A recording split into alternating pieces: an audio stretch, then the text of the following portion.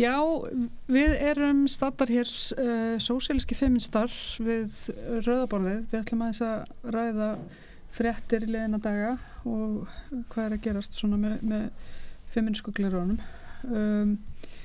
Það var að koma út könnun hjá Vörðu. Kannski byrjum aðeins að ræða hana. Er ég að gleyma að kynna ykkur? Við erum hérna sem sagt, ég Marja Pétursdóttir, Sara Steff Hildardóttir og Þórdís Bjarnleifsdóttir. Velkomnar. Takk fyrir. Herjá, og þá förum við yfir í Vörðukonu. Ég er svo æst sko, ég er bara hérna, þetta er náttúrulega alveg, já. Þrungi spennu að venju, sko. Þessi þáttur. Já, og þessi Vörðukonun er náttúrulega bara all svakaleg líka. Já, nú erum helmingur það ekki á vinnumarkaði sem að strögglar við að ná endum saman versus var það ekki fyrra þá var sérst þriðjungur eða síðast þegar könnunin var gerð en núna er sérst helmingur launafólks nær ekki endum saman hver mánaðamót, þetta er náttúrulega bara með ólíkindum segir ansi margt þessa ríkisstjórn segir ansi margt þessa ríkisstjórn það er bara og þetta er svona það eru núna að fara að heyrast í fleirum kannski líka út af þessari dýrtíð. Þetta er farið að snerta, nú snertir þetta ekki bara sko, þá fátækur sem eru alltaf fátækir eins og öryrkja og einstæða foreldra og allt það, heldur er þetta farið að snerta bara venjulegt launafólk, mikið meira. Og svona, þá sem myndu vilja telja sig eitthvað venjulegt launafólk að þá kannski eru mörkin líka verða svolítið óljósari þarna eða þá erum við og þessi hópur að stækka eins og einstæði foreldrar og það er kannski svona farin aðeins að vakna meðutundin þetta working poor ástand eða vinnandi fátæka þannig að vinnandi, ég veit ekki og það er náttúrulega þá líka svona það sem kannski sker í gegnum alla þessa hópa eru til dæmis eins og börn þá eru náttúrulega miklu fleiri börn sem búa við fátækt sem búa raunverulega við skert kjör bandstrik eða skástrik fátækt sko. og óöryggi sem því fylgir að því þetta er náttúrulega þetta ógeðslegasta í heiminum er að ekki pening og það er svo þetta er svo hröð þróun núna í fyrra hvað voru þriðjungur sem átti erfitt með að ná að endur saman og núna er þetta orðið hátt í helmingur sko þannig að þetta er mjög hröð þróun og við náttúrulega veitum alveg hvað búið að vera að gerast líka núna undanfarið bara síðasta hálfa árið eða árið þessar stýrivaxtahækkanir og gjaldskrárhækkanir hjá borginni sá ég Sanna var að skrifa mitt og tala í borgaráði það var að fara yfir ársreikninga þar þá kom í ljós sem þetta búið að lækka skatta á fyrirtæki hækka gjaldskrár sem er eiginlega bara alveg magnað að borgin skuli einhvern veginn geta staðið upp bara að geta bara hort framan í almenning með þessar staðrendir upp á borðum sko þannig að ég veit ekki hvort þetta sé sko viðreisn inn í borgarstjórn eða hvort þetta sé samfélkingi bara líka, ég meina að þetta er bara og píratar og allir taka þátt í þessu sko, þetta er bara meirhlutin sem er náttúrulega að hafa þessi áhrif sko ég var að ræða hérna við Sonnu og trösta í gær eftir langan borgarstjórnarfund sem þetta 9 tíma eða eitthvað svo leys og þar voru þau einmitt að vitna til þess að Dagur hefði sagt sko eitthvað svona að sjálfstæðisflokkurinn mætti aldrei komast til valda því þá er þið sko engavætt segja þau sko segir hann leið og þau eru að engavæða internetið okkar þannig að þetta er alveg bara þetta er með ólíkindum það er bara það er verið að mókundi fyrirtækin það er verið að hækka álögur á almenning það er verið að engavæða eignir almennings innviðin okkar, það sem við stólum alla á bara eins og þetta interneti Við ætlum bara að nota stórt orð en það er bara þetta er bara hryðjuverk á almenning sko. Þetta er ekkit annað og þetta er í boði samfélkingarinnar sko. Þetta er svo sorglarinn sko, bara, ég veit ekki hvað sko Hvort það vanti bara einhver að gagnrýna hugsunarinn eða hvað, ég veit það ekki Ég held að bara þau séu í algjöru tengslaleysi við sko raunveruleikann við íbúa borgarinnar En aftur ef við fyrir þessi vinnumarkas En svo held ég líka þau eiga samfélkingin á mjög mikið fylgi í Reykjavík og sitt mesta fylgi í Reykjavík náttúrulega og ég held að þau eigi mikið meira, mig grunar að þau eigi mikið meira fylgi meðal vel settra heldur en hinna sko. Já, svona þessi millistétt og efri millistétt. Já, ég held það, menntaða millistéttin. Já, menntaða millistéttin, skrifstofufólkið. Einmitt. Já. En já, þessi vörðukönnun ef við höldum áfram sko. Er þetta ekki rannsókn sem gerð reglulega? Já, á vinnumarkaðinu. Já. Og það talað andleg heilsa vinnandi fólks líka sem sagt skoðuð og það mælist nokkuð hærra hlutfall fólks með slæma andlega heilsu, það rúmur 3/3. En það sem sagt raunverulega það einstæðir foreldrar áberandi vestir sem koma vest út úr þessari könnun. Já. Bæði hvað var það einmitt náttúrulega bara erfitt með að ná endum saman og andleg heilsa þeirra náttúrulega bara mjög slæm sko. Og einstæðir foreldrar náttúrulega það hljóta að vera, myndi ég halda svona samkvæmt hefðinni það mest konur. Já, ég hugsa það sko, mista mjög líklegt. Ég meina að það vafalaust einstæðir og feður hérna úti og þú veist þá maður sé ekki endilega bundin við þessa bænari skilgreiningu en ég myndi halda það, já, þetta svona double whammy sem kemur niður á konum, sem að þú ert kona og svo einstæð móðir, að þá hefur það allra skítast. Svo líka fleiri, sko, það 53% einstæðra mæðra sem líður illa að byrja slæma andlega heilsu, 44% einstæðra feðra og svo fast á eftir fylgja innflytjendur, það 4 af hverjum 10 innflytjendum á vinnumarkaði byrja slæma andlega heilsu. Þannig að já. Þetta bara, svona staðan sko. Já, og þetta náttúrulega afleitar, afleiðingarnar af þessu náttúrulega fólk fer að missa úr vinnu, börn upplifa fátækt og svo náttúrulega ósagðar sögur sko í þessum tölum líka sem að fjalla eins og við Þórdís vorum að tala sko, þú veist, fólk sem í sambandi og að reyna að skilja það á hvergi nein hús önnur að venda, ég menn þú draumverulega þér haldið í gíslingu eitthvað skonar í húsnæðinu sem þið deilið þessi vandi var einmitt svona þegar við rætum þetta svolítið í COVID-muni þú veist, að þá raunverulega þegar allir eru lokaðir heima og þá jógst heimilisofbeldi að tölur heimilisofbeldi fóru upp vegna þess að konur komust ekki út af heimilinu eins og venjulega til þess að kannski sljáka í á milli barsmiða þannig að þetta svona, það alls konar hryllingur sem að fylgir svona tölfræði þó þetta sé einmitt því tölurnar segja eitt en sögurnar að undir sko. Bara við komum aftur bara inn í borgina og bara öll sveitafélög, þau náttúrulega bregðast skyldu sinni í húsnæðismálum samkvæmt lögum berðum skylda til þess að útvega fólki húsnæði og konur sem að búa í ofbeldissamböndum, þær eru ekki að komast af heimili vegna þess að þær komast ekki í húsnæði. Nei, ég meina þessi biðlisti sko, málið ég þekki manneskju sem var svo heppin að komast á biðlistan. Biðlistin tæplega 1000 manns og hefur verið lengi sko, alveg farið frá 700 og núna hann nálgast held í 1000 og þannig að þú ert heppin ef þú kemst inn á biðlistan að öðrum kosti hjá Reykjavíkurborg að öðrum kosti þá ertu bara, þú veist, í vandræðum ert bara leigjandi á rakhólum þannig að þær eru ekki einu sinni þú veist, fólk hefur ekki borgin sinnir ekki einu sinni þessu. Nei, og líka bara konur eru viðkvæmur hópur á leigumarkaði því að, þú veist, leigusalar spurja bara, ertu einsta móðurbyrði, hvernig ætla þú að fara að því að borga leiguna? Þú veist, þú ert ekki að fara að fá leikt hjá mér, sko, því ég get ekki treyst þér fyrir að borga leiguna. Þetta svona, konur eru bara hrakhólum í húsnæðismálum og svo talar við sveitafélagið sitt og bara bráðvantar húsnæði, ég að lenda á götunum með börnum minn og þá þeim bara hóta barnaverndaleynd.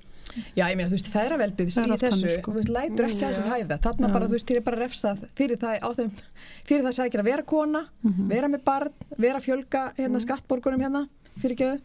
En þetta náttúrulega allt bara með ráðum gett, þú veist, svo sem, við veitum það, þetta bara ógeðslegur heimur. Ég myndi bara dýrara fyrir samfélagi að barnaverndaleynd sé að skipta sér að heilbrigðum fjölskyldum sem vantar húsnæði. Já.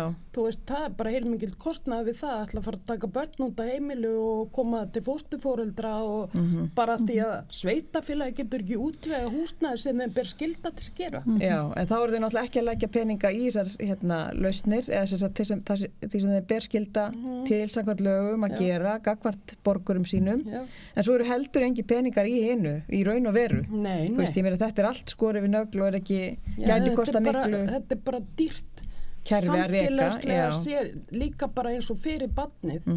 Þetta er áfall fyrir barnið. Þú veist, hvernig ætlar að, þú veist, það þarf sálfræðaðstoð, þú veist. Já, ég var að reyna að fara þetta er bara svona gegnum gangandi allstað mun þetta kosta. Þú veist. En er það ekki líka samt þannig, allavega í þessu samfélagi, þessu kapítalíska samfélagi sem við búum núna, að þá eru þessi úrræði heldur ekkit endilega í boði, bara samanber þetta, þú ert heppin að þú kemst á biðlistan. Ég veit ekki betur en að Samfylkingin í borginni hafi tala á þeim nótum að það væri eins og eins konar náttúrulögmál að hafa þennan biðlista. Það væri bara hluti af kerfinu að vera bara með biðlista.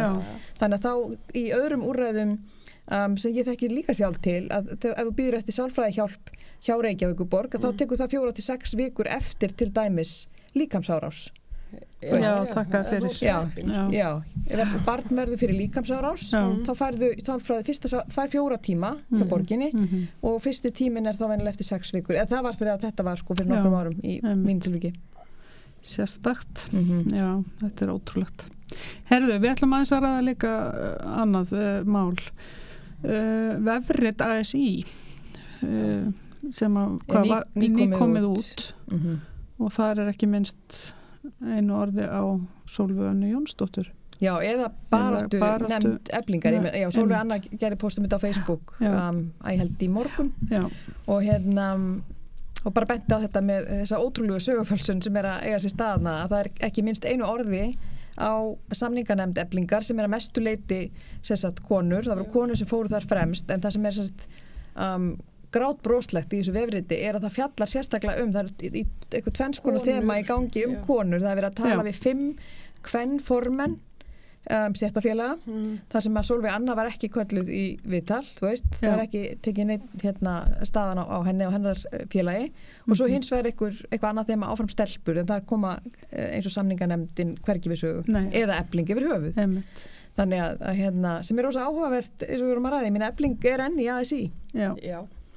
Og þetta er stærsta svona verka kvennafélag, þú veist, og mikið af konum í samningsnefnd, en samt er þeir að tala sko hvað ASI er karlægt og fáar konur í baráttunni, en þeir bara sleppa í að tala stærsta kvennfélagi þar sem að konur eru mest sýnilegar. Já, það var svo frábært eins og Sólveig Anna gerði í morgun, svo byrjaði hann bara að pósta myndum sko, af konum úr samninganefndinni og þetta er bara, hún nettar allar með nafni og þú veist, það er ekkert nema konur, það er ekkert sem að minnir á eitthvað 90s setup þar sem var rosalega karlæga nefndir sem að fóru fyrir. Ég er að mynda að renna yfir síðun annar sko og það eru hérna hver konan á fætur öðrum minna líka að pósta og repósta og setja statusa sko. Já, þetta er alveg lýgilegt sko, þetta er eiginlega lýgilegra heldur en nokkuð. Ég fór í kjölfarið að því að þetta var eitt af því sem að allir mér uppnámi í dag, eitt af mörgu.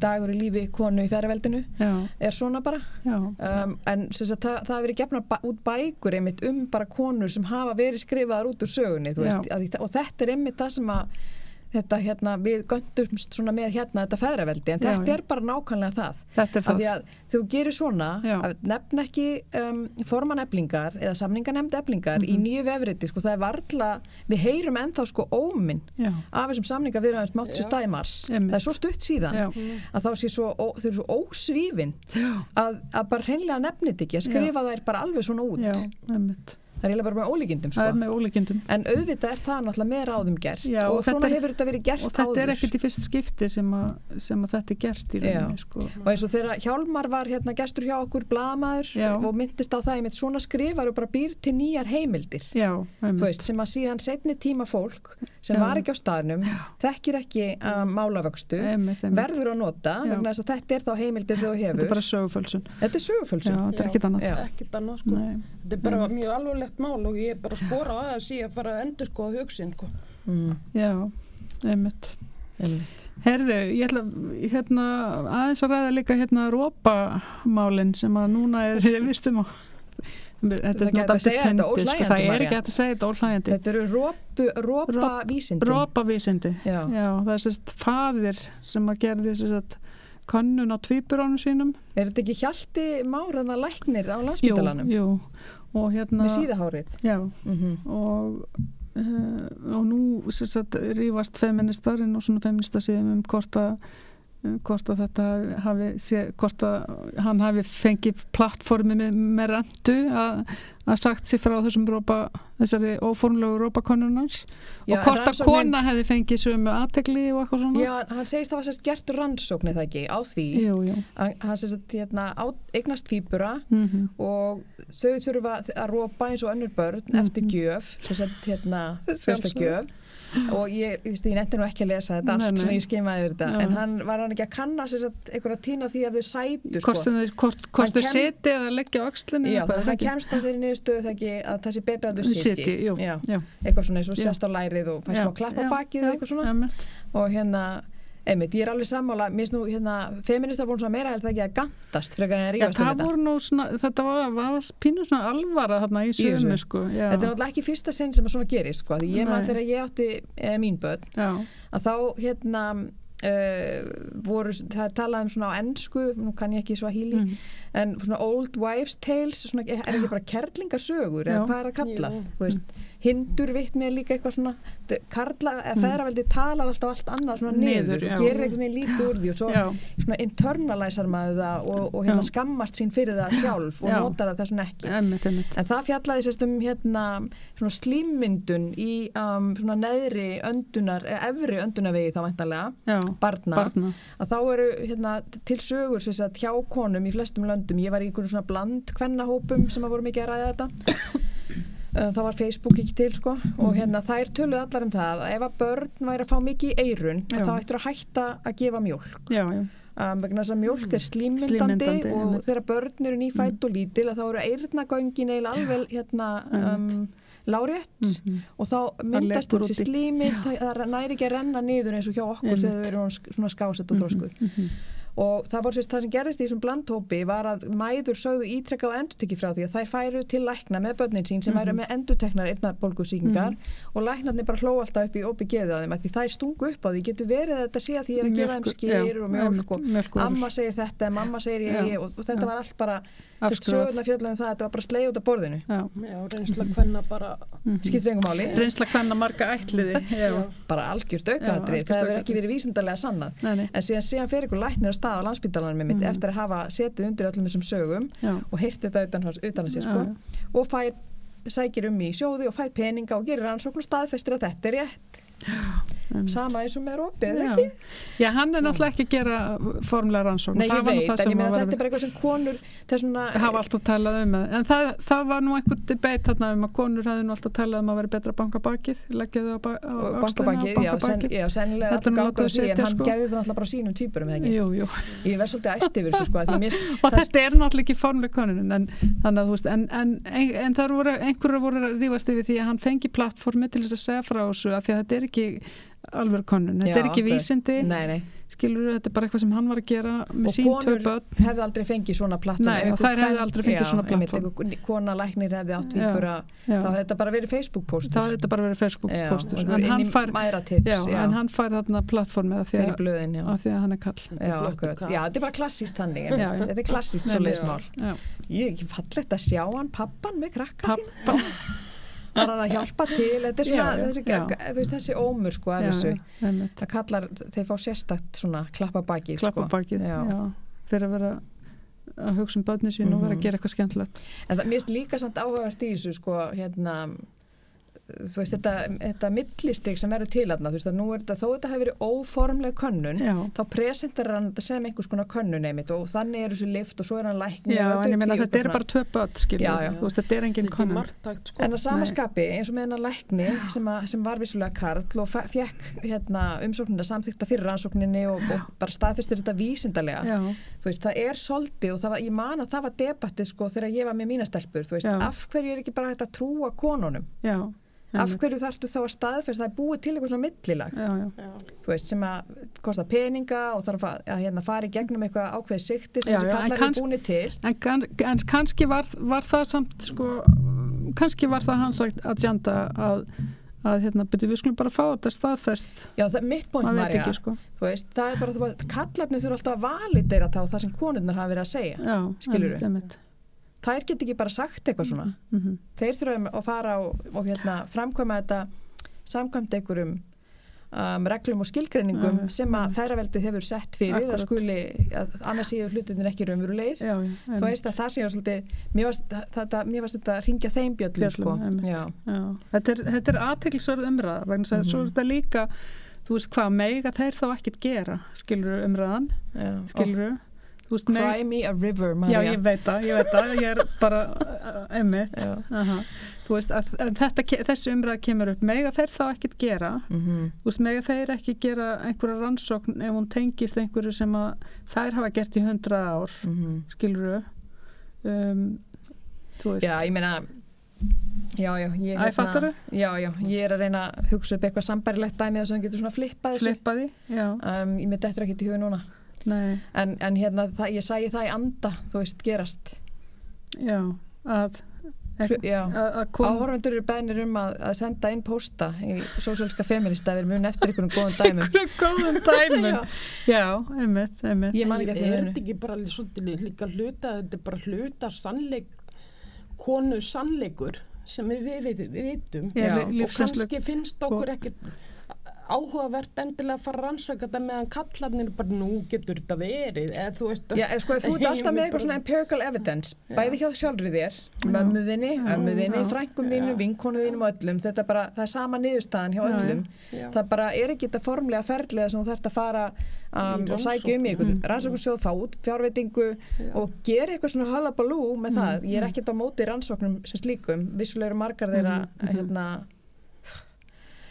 skilurðu og það er bara heimur út af fyrir sig sko og mjög karlægur ég meina það eru sko greinar aðna úti með 700 höfundum og fleirum við sögum það, ég meina það er bara svona svo áskrift af peningum þetta er hluta því sem ég ger í mínu starfi en þannig að það er náttúrulega bara komið út í ykkur algjöra dellu sko og er ekkert lengur rannsóknir sem slíka, þetta er bara ykkur peningamaskina svo fólk fái eitthvað í laun á mánuði og bara mjög fín laun sko Ég er svolítið forvitin sko einmitt, en sendið okkur athugasemdir við svona umræður því mér langar einmitt að heyra rök með og móti hlutum sko og fá smá svona tjúti í dag þessar umræður og við þurfum ofta að fá eitthvað svona einhver mótrök til þess að geta rökstutt líka gegn þeim það bara gerir umræðarnar líflegri það ger það þannig að við viljum endilega umræður þessa hluti endilega umræður róprannsóknina en erum við með fleiri mál í byli? Nei og við verum hér aftur á vikuleiðinni við Sara allavega Já.